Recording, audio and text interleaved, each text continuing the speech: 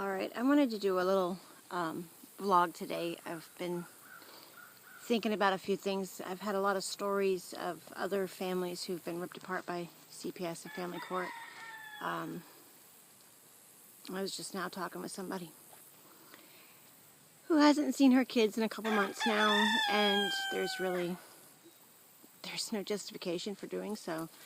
It's not like there is clear signs of abuse or neglect. It's a witch hunt. They just look for whatever they can find, and they keep the kids, and they don't understand how dangerous it is to the family, to the psyche. I mean, not only are you taking children from parents, but in many cases they're taking them from the siblings.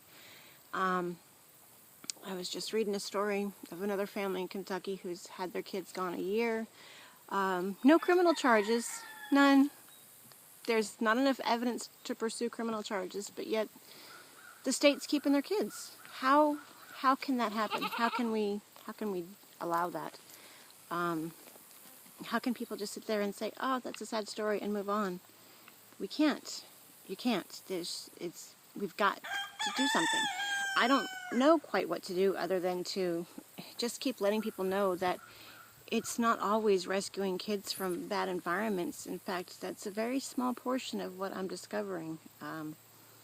So many families that I've talked to don't deserve this. I know my family certainly didn't.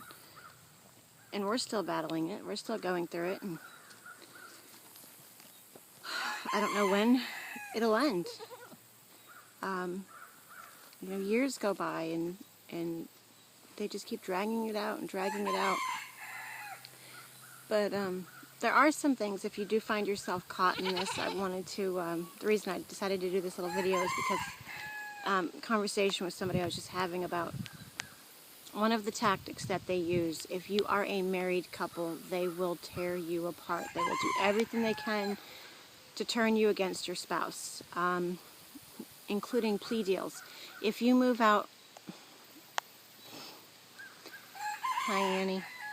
If you move out and get your own place, and, we'll let you have the kids back, but not around your husband, and, just tactics like that. They didn't do that to us so much, but I've seen it with other people. In fact, I know one lady that I was working with that her husband wasn't charged with anything. There was nothing there. It's just they break down the team. When you've got a strong married couple, you've got a good team, and when that's destroyed, that makes you weak. So if you do find yourself in that situation, try to work as hard as you can so that they don't destroy your marriage as well as your family. That just gives them more power to start using you against each other. I don't know. There's a lot of cases. The one here in Kentucky of the family that I was just reading about, and then the case out of Arizona and New Mexico, that just blows my mind. I don't even understand how that can happen. Scares me. I know that. Sorry, my eyes are puffy. My face is puffy. I have been crying half the morning. Writing some of the stories for the blog that I have. Thinking about our own experiences is just... This isn't just about doing what you're told and, being good parents. Many of us were good parents.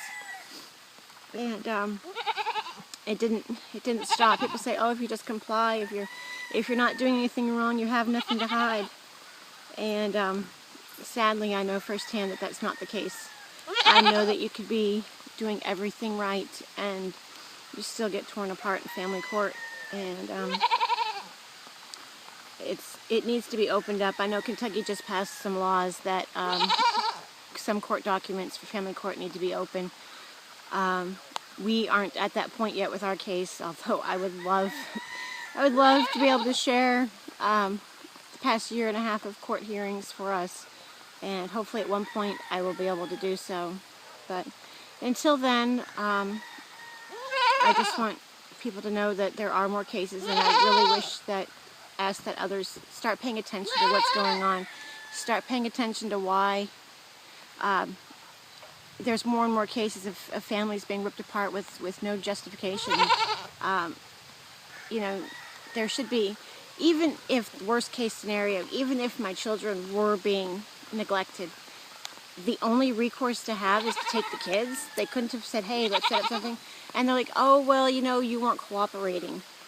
I was told at 9 o'clock that morning that CPS was investigating my case, and at 5 o'clock at night, I get another phone call saying they want to sit down and talk with us, and I say, I'm still trying to get a lawyer. I don't know how fast you guys get a lawyer, but it took me more than 24 hours. And then, you know, 8 o'clock that night, my kids are seized. I don't even understand how that can be legal. I asked for a warrant. I asked for documentation that they had permission to take my children. Just because they're the state doesn't mean that they can do whatever they like. There's protocol to protect all of us. You know, we have the Fourth Amendment right for a reason. If you don't use it, then why are we fighting for it? Why do we have everybody saying, oh, we're fighting for freedom? You know, from what? I mean, if you don't use your rights, if you're afraid of free speech for retaliation, if you're afraid to ask for a warrant when someone comes knocking on your door, if you're, you know, if you're not allowed to have your Second Amendment, I mean, what are you fighting for? What freedoms exactly are you holding true to yourself? I'm probably starting to ramble. Like I said, I've got a lot on my mind right now, but just something I wanted people to consider, and I'm sure I'll post again. All right, bye.